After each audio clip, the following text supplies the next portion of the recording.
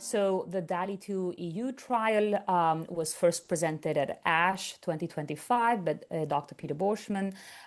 He presented the first results in terms of efficacy and toxicity of this trial. This trial, to set the context, is a randomized clinical trial in the second-line setting for transplant-non-eligible large B-cell lymphoma patients, comparing a CAR T construct, dual CD19, CD20 directed CAR T, zamto-cel, with standard of care, chemoimmunotherapy, R-GemOx.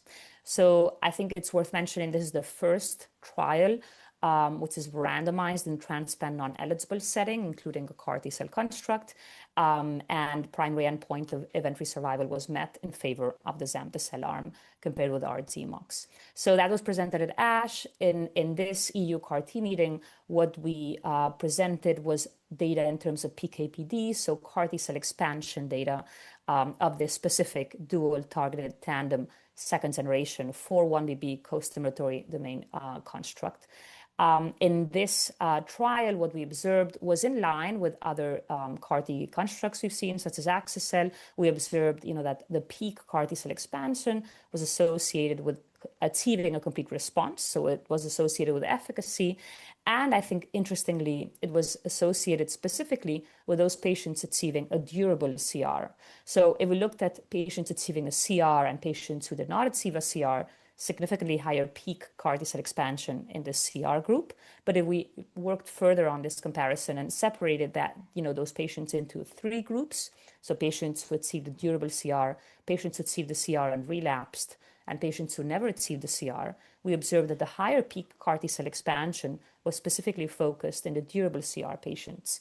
Patients who achieved the CR and unfortunately relapsed at a similar peak CAR T cell expansion to those patients who never achieved the CR. So it definitely seems that the peak CAR T cell expansion, is playing a key role in terms of efficacy with zamto-cel.